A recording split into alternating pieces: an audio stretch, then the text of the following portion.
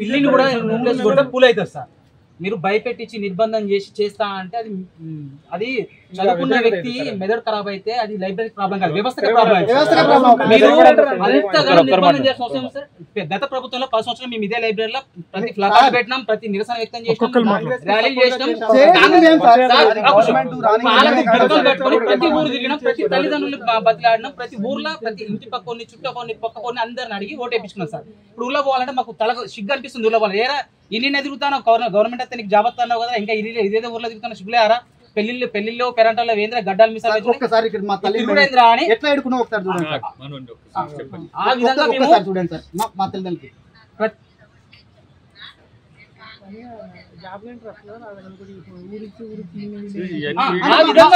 మేము ఎంత కష్టపడాం సార్, మా మీద కేసు పెడతాం సార్. ప్రతిసారి చిన్న నిరసన వ్యక్తం చేసుకుంటూ మన హక్కు సార్, అది మన రాజ్యాంగం మన ఫండమెంటల్ హక్కు, మాకు కావాల్సిన హక్కుల కోసం మేము పోరాడుతున్నాం. మీ కొరకు ఇప్పుడు 40 కోట్ల బిల్డింగ్ శాంక్షన్ చేయించింది.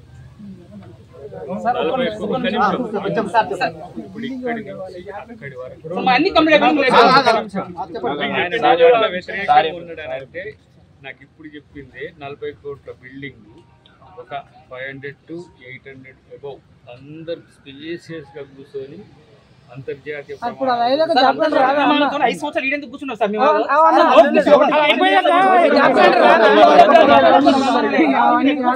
మమ్మల్ని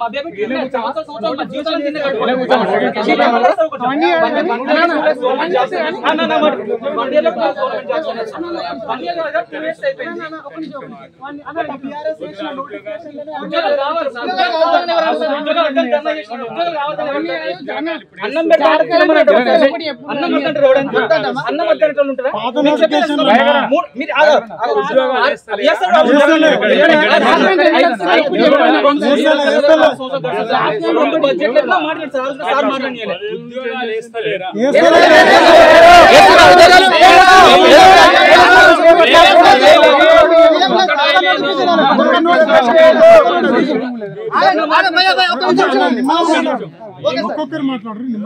మీకంటే ఎక్కువ వాయిస్తో మాట్లాడగలరు.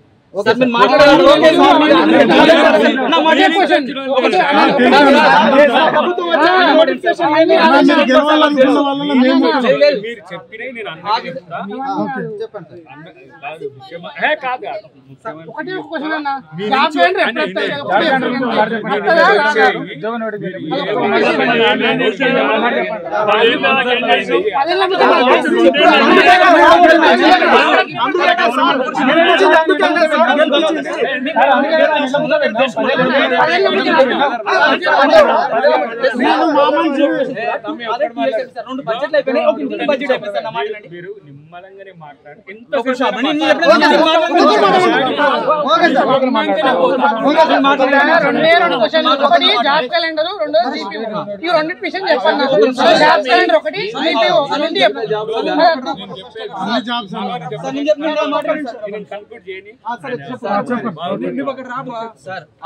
మాతో పాటు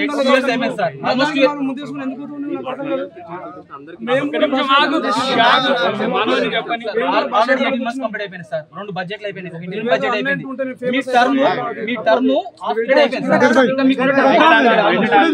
మాకు 1 year లో ఇస్తారని చెప్తే మేము నమ్మి మనసావాచ కర్మలను నమ్మి ప్రతి ఒక్కరం ఇంటి వాళ్ళని చుట్టుపక్కల అందరినీ ఇన్ఫ్లుయెన్స్ చేసి ఓటు వేయించి మీకు అధికారం తెప్పించాం సార్. మీరు గెలవడానికి difference just 2%, less than 2% difference తోనే మీరు అధికారంలోకి వచ్చింది. కానీ ఏ రోజు కూడా మమ్మల్ని స్టూడెంట్స్ గా, ఏ రోజు కూడా ఈ 19 నెలల నుంచి ఏ రోజు కూడా మమ్మల్ని స్టూడెంట్స్ లెక్క, ఒక నిరుద్యోగులు లెక్క ఎవరు ట్రీట్ కూడా చేస్తలేరు. మాకు వచ్చి హామీలు ఇచ్చి లైబ్రరీలో తిరిగిన ప్రతి ఒక్కరు ఇంతవరకు కనబడలేదు. మొన్న రియాజ్ సార్ వచ్చినందుకు ఒక మాట మేము అడిగి కూడా మేము సీరియస్ గా అడిగినంత మాత్రంలో మా మీద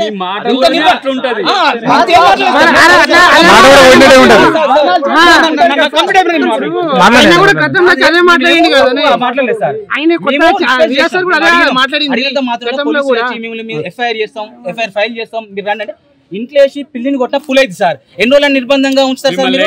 ప్లస్ మేము నిరుద్యోగ వృత్తి అన్నారు, మాకు 20 నెలలు అవుతుంది. ఒక్కొక్క 4 అంటే 80,000 చొప్పున అప్పు ఉన్నారు మీరు అందరు. మీ కాంగ్రెస్ గవర్నమెంట్ ఒక్కొక్క నిరుద్యోగం 80,000 ఇవ్వాలి.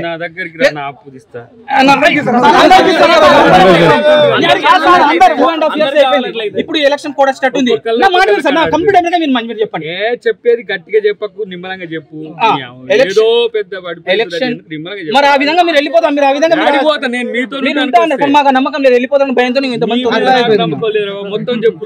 సరే ఓకే సార్, కంప్లీట్ చేయండి సార్. ఇంకో 2.5 years అయిపోయింది సార్. 1 year లో జాబ్ క్యాలెండర్ ఇస్తా అన్నారు. 2 years అయిపోయింది, 1 year లో జాబ్ క్యాలెండర్ ఇస్తా అన్నారు. ఇంతవరకు జాబ్ క్యాలెండర్ రాలే, మా నోటిఫికేషన్స్ రాలే. మేము ఇక్కడే ఉన్నాం. మీరు ఎంత ఇంటర్నేషనల్ కాదు ఇంటర్నేషనల్ స్టాండర్డ్ కట్టడం మమ్మల్ని నేను కూర్చొని పెడతారు తప్ప ఏజ్ బార్ అయిపోతుంది.